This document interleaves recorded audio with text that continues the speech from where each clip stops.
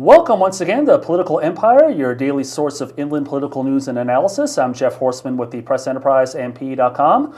Mike Soubirous is the new face on the Riverside City Council, and reporter Alicia Robinson joins us to talk about what to expect from the Ward 3 councilman. So, Alicia, what kind of style is Mike Soubirous expected to bring to the council? Well, Jeff, that is an interesting question. Somewhat remains to be seen. Soubirous is scheduled to be sworn in to his new position on December 3rd, and at this point, we'll have to wait and see. During his campaign, he ran as something of sort of an outsider outside of City Hall, pledging he was going to work for the residents and not for City Hall, and that he was going to challenge the status quo when appropriate.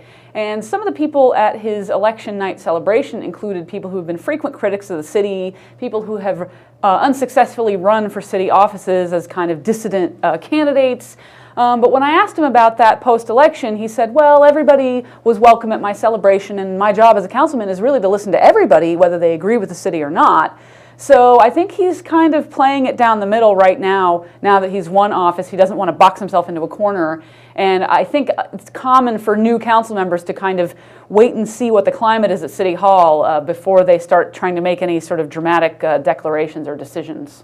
All right, well, assuming he kind of assumes his mantle being the outsider and skeptic and so forth, I mean, how might that mesh with the council?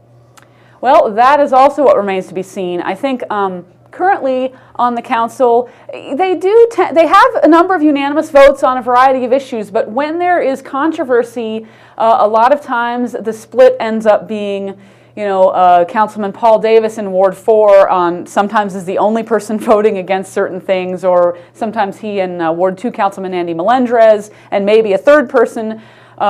So it's not clear whether Soubirous is going to form sort of a voting bloc with them in terms of raising questions about city issues that the rest of the council seems satisfied with, or whether he's going to be part of the majority. Okay. Now, is there any particular issue he plans to start working on right away?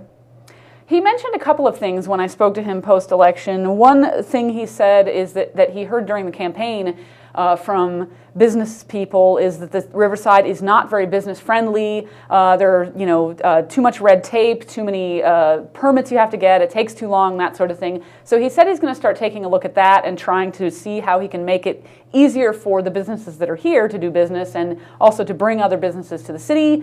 He also said he's going to closely examine the budget and see where the spending priorities are and whether any of those need to be changed. All right, well, thank you very much, Alicia. Certainly will be interesting to see how Mike Soubirous meshes with the council and how he performs as a councilman. Thank you. And thank you for watching Political Empire. We'll see you next time.